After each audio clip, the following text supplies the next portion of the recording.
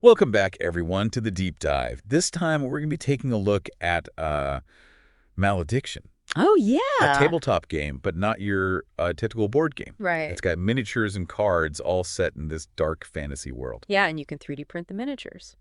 That's so cool. A world kind of like scarred by magic where these powerful factions are fighting over control of ancient relics. That's Malediction in a nutshell. I love it. Yeah. So let's dive in and Do it. tell me about the world the game takes place in. Agnar. It's called Agnar. Agnar. Agnar, yeah. It's had a pretty rough history. Oh. Yeah. It was a pretty thriving place at one point until this event happened called the Fall. The Fall. What was that?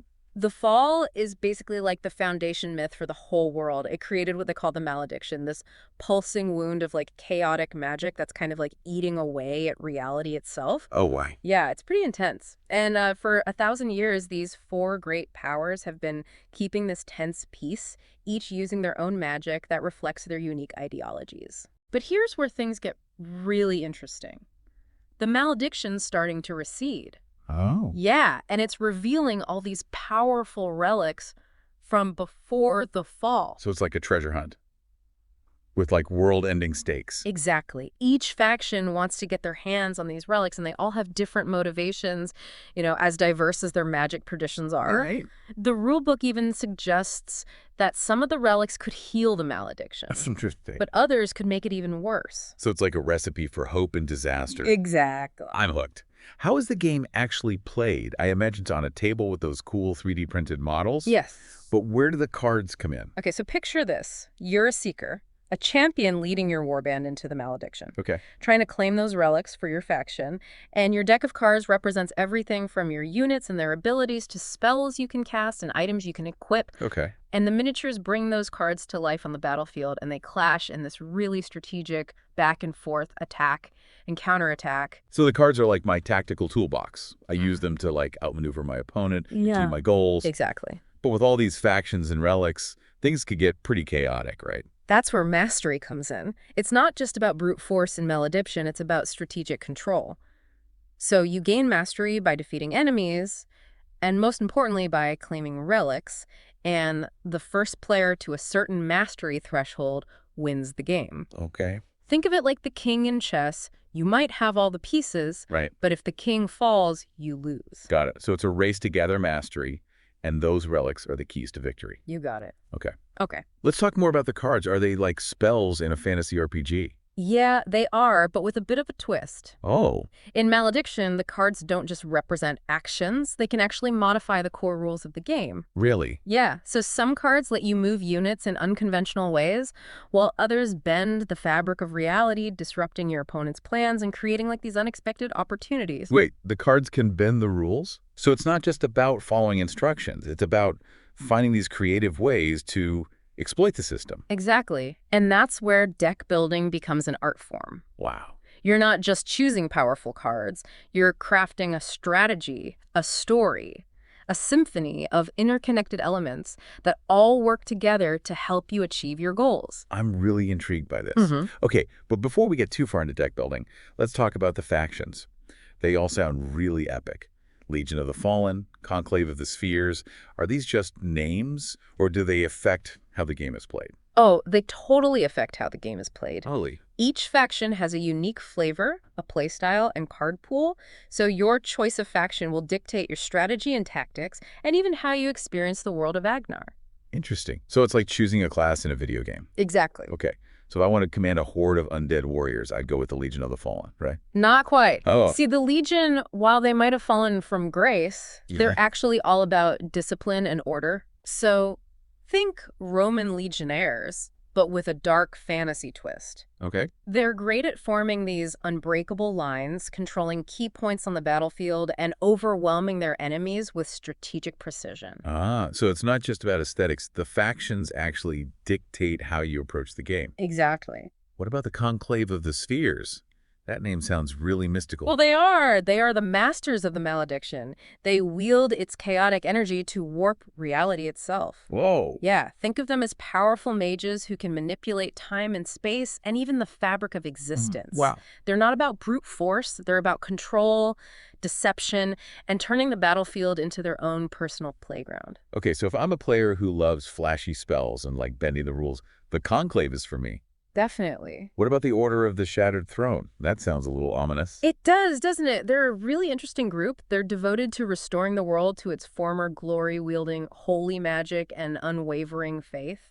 Interesting. They can definitely pack a punch. They can heal their allies, bolster their defenses, and strike down enemies with righteous fury. So they're like a balance between offense and defense. Yeah, you could say that. They represent a middle ground between the Legion's discipline and the Conclave's arcane might.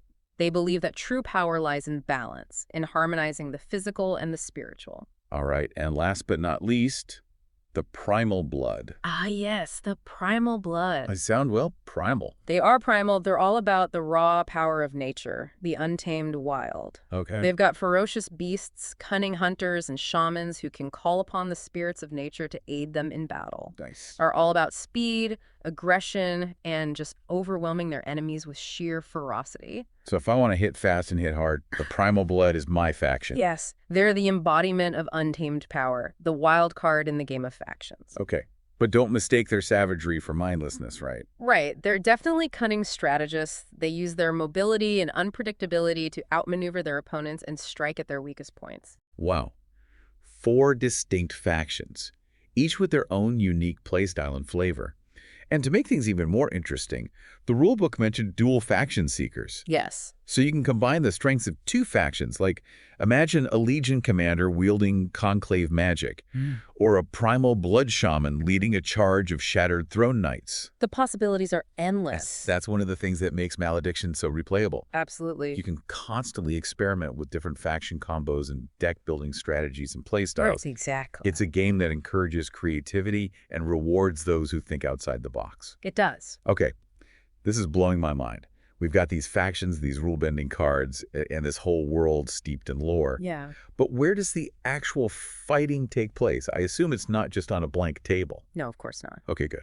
The battles of Malediction take place on beautifully crafted terrain sets, each representing a specific environment within the world of Agnar. So imagine towering mountains, dense forests, sprawling ruins. Each terrain piece adds another layer of tactical depth to the game. So the terrain isn't just for looks, it actually affects how the game is played. Oh, absolutely. How so? Well, terrain pieces can block movement, obstruct line of sight, and even provide unique benefits to certain units. Oh, wow. So, for example, a forest might provide cover for ranged attackers, while a mountain might give melee units a height advantage. Interesting. So choosing the right terrain set can be just as important as building a strong deck. Okay, so it's like choosing your battleground. Exactly. Adding another layer of strategic thinking to the game. And I'm guessing these terrain sets are tied to the factions, right? You got it. Each faction has its own unique terrain set that reflects its playstyle and environment. Okay. So the Legion's terrain might feature fortifications and strategic choke points, while the Primal Blood's terrain could include dense undergrowth and treacherous swamps. It's all about creating an immersive experience that reflects the world of Agnar. Okay, so we've got factions, terrain, and these awesome cards that can bend the rules. Yeah. But how do we actually win in Malediction? What are we striving for besides claiming those cool relics? Well, remember those resources we touched on earlier, Echo and Mastery? Right, but I'm still a little fuzzy on what they represent. Okay, so imagine Echo as like the lifeblood of your warband. Okay. It's the energy that you use to recruit units, cast spells, and equip powerful items. Okay. You gain a certain amount of Echo each round, and managing it wisely is key to victory. Got it. Spend too much too early, and you might find yourself vulnerable later on. So it's like a budget that I have to manage carefully. Exactly. Make sure I have enough resources to deploy my forces and execute my strategy. Yes. What about Mastery? It still feels a little abstract. Think of Mastery as your influence over the Malediction itself. Okay. It's a measure of your power, your cunning, and your ability to bend the forces of chaos to your will. Mm-hmm. You gain mastery by defeating enemy units, and most importantly, by claiming those elusive relics. So it's not just about brute force, it's about strategic control. Exactly. The more mastery I have, the closer I am to achieving my goals and winning the game. You got it. But how do I actually claim those relics? They sound pretty well guarded. That's where those husks come in. Right. The remnants of former relic wielders scattered across the battlefield. They look like these eerie monoliths, almost like tombs for ancient heroes. Yeah, they're cool. To claim a relic, you need to have one of your units end around near an uncontested husk. Okay. But it's not as easy as it sounds. Oh. You have to outmaneuver your opponent, anticipate their moves, and position your units strategically to seize those relics before they do. So it's like a constant tug of war with both players vying for control of these crucial objectives. Exactly. This is getting very strategic. And it only gets more intense from here. Oh. Malediction isn't just about moving pieces around a board. It's about making tough decisions, taking calculated risks, and adapting to ever-changing circumstances. I like that. Each game is a unique story, a clash of wills that can unfold in countless ways. Okay. My brain is buzzing. We've covered so much ground already, and I'm already feeling like a seasoned seeker ready to lead my warband to glory. But we've only just scratched the surface. Oh, there's more. There's so much more to discover. Yeah. The nuances of combat, the intricacies of card interactions, the secrets behind those powerful relics, and the art of crafting a truly devastating warband. Well, I'm ready to dive even deeper. Let's do it. All right, let's talk combat. We've got these amazing miniatures facing off, but it's not just about rolling dice and hoping for the best, is it? No, not at all. Combat in Malediction is super dynamic. This dance of attack and counterattack with a system that rewards planning and tactical thinking. Okay. It's all about positioning your units, anticipating your opponent's moves, and just taking advantage of every opportunity. All right, walk me through it. How does a typical combat encounter work? So first, you have to engage your enemy. Okay. Meaning your units need to be close enough to attack. But it's not just this chaotic brawl. Right. There's this initiative system Okay. that determines who acts first. Got it. And that can be super important. So like a duel, where whoever draws their sword first has the advantage. Yeah, kind of, but how you determine initiative in Malediction is different. Oh, how so? Well, it's not about speed or reflexes. Okay. It's about cunning and Interesting. sacrifice. Okay. So each round, players secretly big cards from their hand to see who wins initiative. Okay. And the higher the rank of the card, the stronger your bid. But here's the twist. The cards that you bid get banished from the game. Oh, wow. So you're constantly having to balance risk and reward. So it's like a poker game. Yeah. Within the battle. Yeah. I might have to sacrifice a powerful card just to get initiative and turn the fight in my favor. Exactly. That's a tough choice. It is. It adds this layer of psychological warfare to the game. Okay. Trying to read your opponent Yeah. and outsmart them. Got it. So it's not just about who goes first. It's also how you use it. Right. Okay. Let's say I win initiative. Okay. What happens next? The action happens in a series of rounds, each with 4 phases. Oh, wow. Refresh, deploy, action, and end. Okay, so it's like a very structured system. Yeah, very structured. Makes sense. Keeps things fair. Yeah. But still allows for a lot of tactical choices and surprises. Okay, let's break those down one by one. What happens in the refresh phase? Think of it as a moment to prepare. Okay. You get more echo, that energy you use to power your actions. Oh. Your exhausted units are refreshed, ready to go again. Okay. You draw new cards from your deck to replenish your options. And of course, that's when you reveal who won the initiative bid. Right, right. So it's a chance to like regroup my forces and plan out my next move. Exactly. What about the deploy phase? That's where you bring your forces to bear. Oh. Literally. How so? You can deploy new units from your hand onto the battlefield. Position them carefully to take advantage of the terrain and exploit your opponent's weaknesses. You can equip your units with items, give them an extra edge. So I need to think defensively, Yeah. protecting my units, Yeah. but also offensively, Right. positioning them to strike. Yes. And this is also where those rule-bending cards can really come into play, right? Absolutely. The deploy phase is the perfect time to use those cards. Yeah. The ones that affect unit placement. Create obstacles, mess up your opponent's plans. Okay. Imagine playing a card that lets you teleport a unit behind enemy lines. That's cool. Or create a wall of thorns that blocks their advance. That's next level. Right. It's not just about moving units around. It's like manipulating the whole battlefield. Exactly. Okay. Now, what about the action phase? This is where things actually happen, right? Yeah, the real clash. Okay.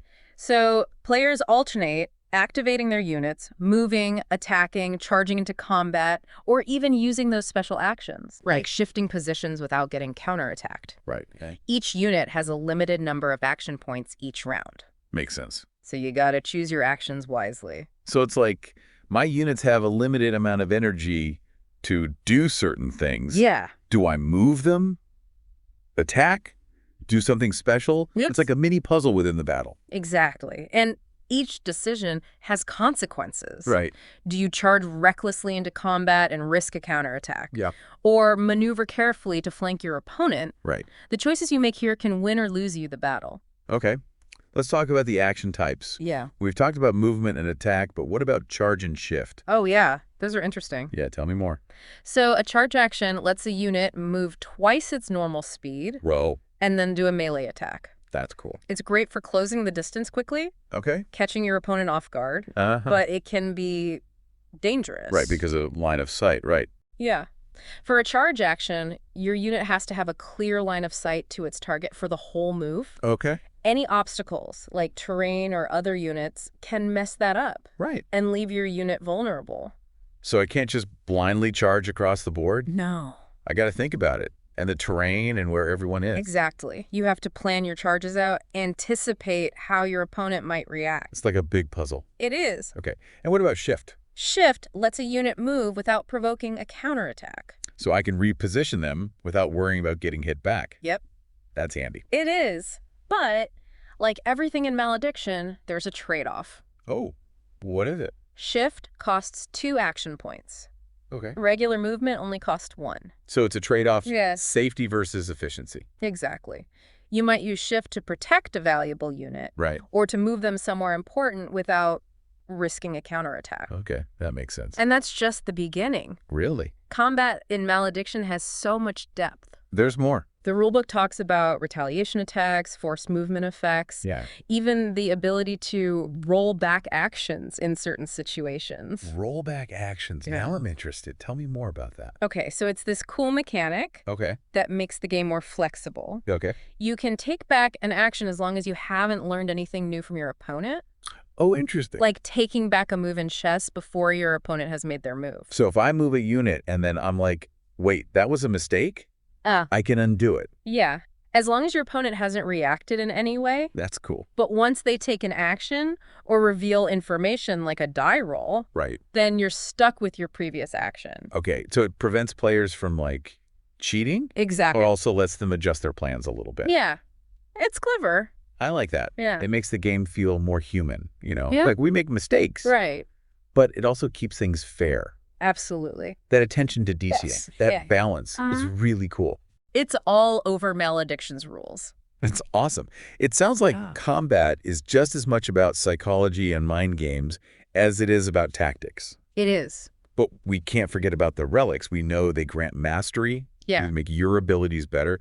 But I want to know the specifics. Right. What can these things do? How do they actually affect the game? The relics. They're not just powerful items. Okay. They're like keys to unlocking your warband's true potential. Interesting.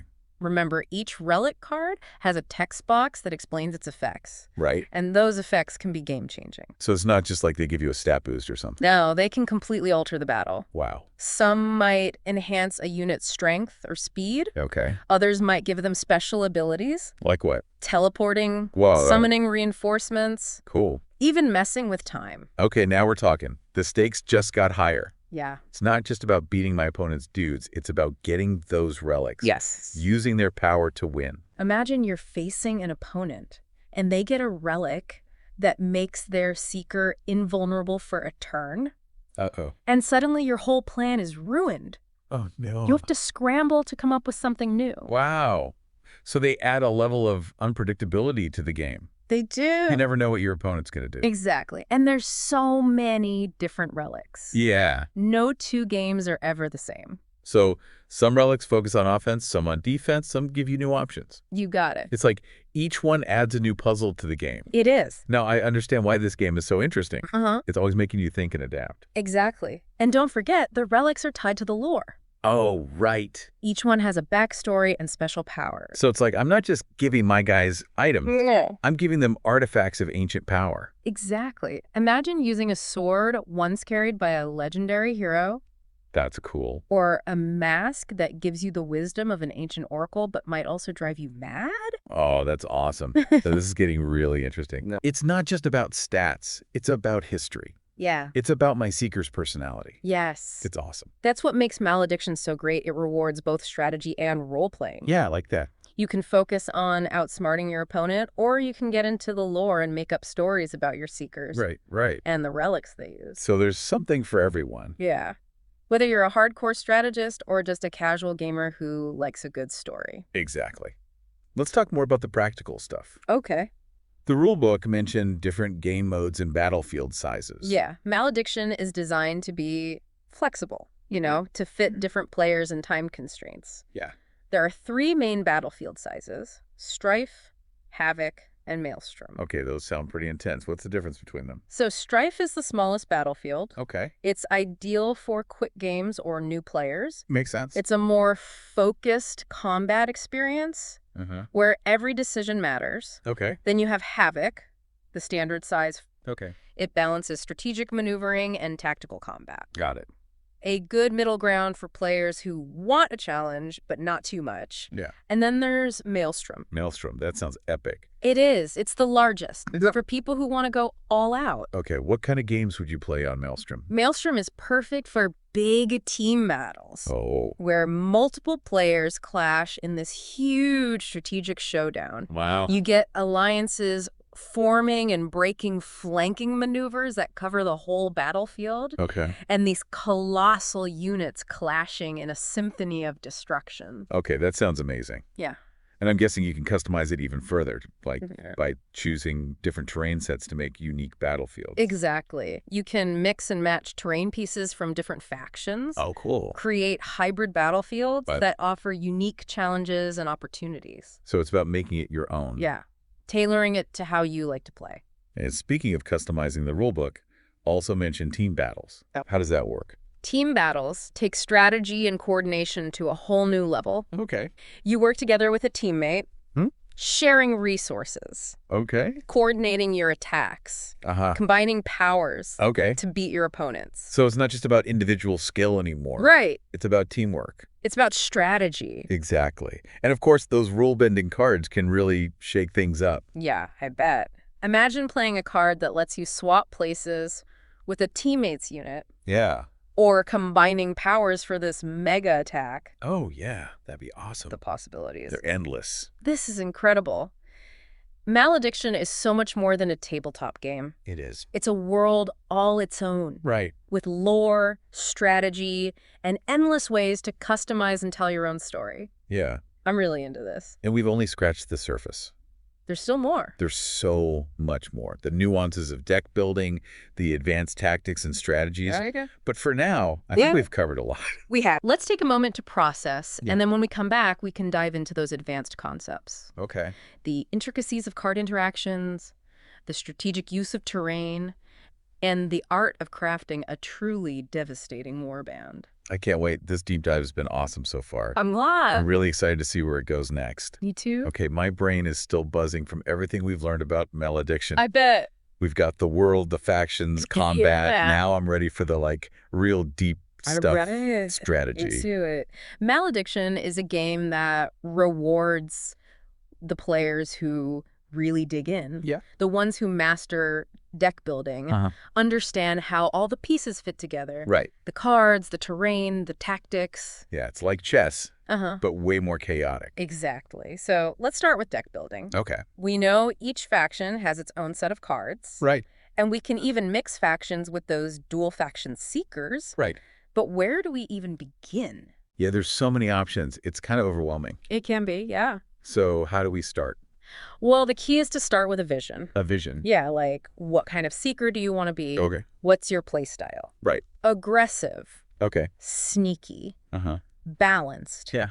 Once you have a general idea, Okay. you can start building a deck that supports it. Okay, that makes sense.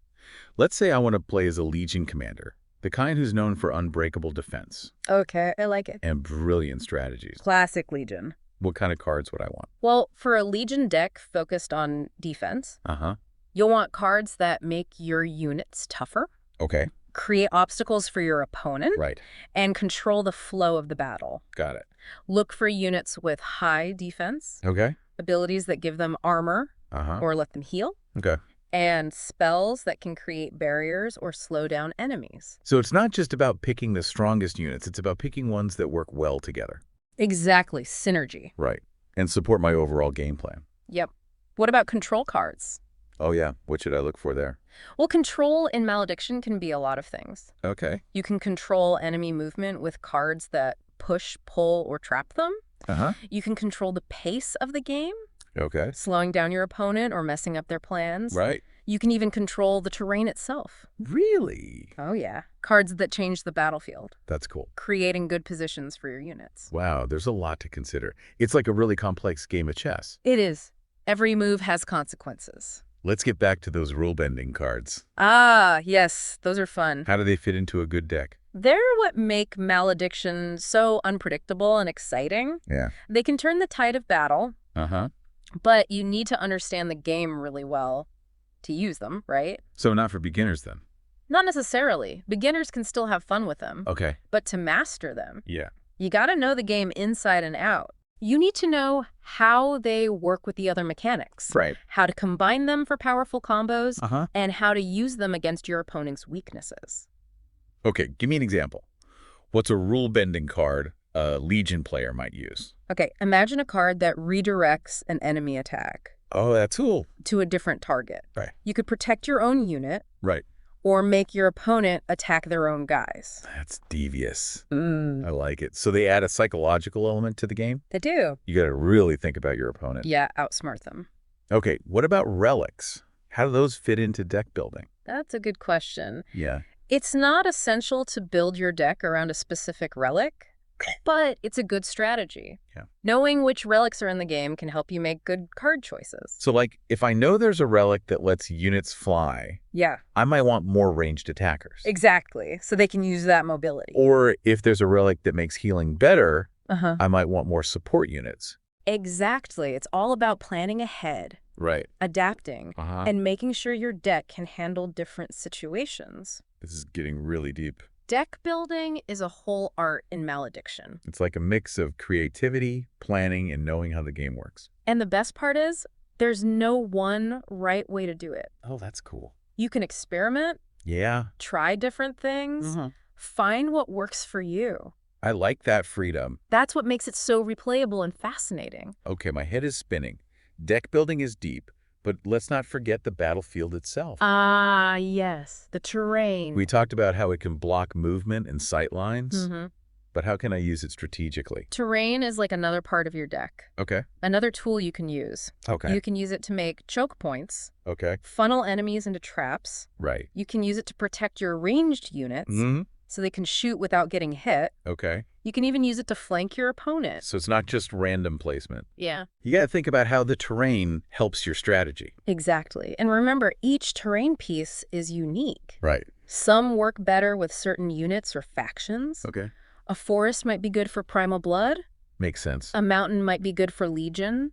So picking the right terrain is just as important as building a good deck. It is. It's all about creating this little world Yeah. where everything matters. It's like I'm not just playing a game, I'm creating a story. That's a great way to put it. And that's what makes Malediction so captivating. Yeah. It combines strategy and storytelling and art.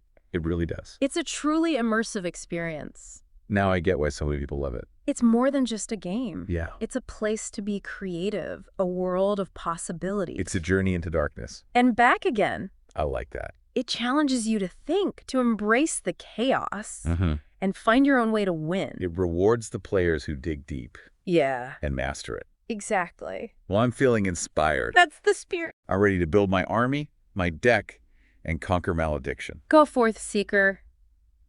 May your battles be glorious and your victories legendary.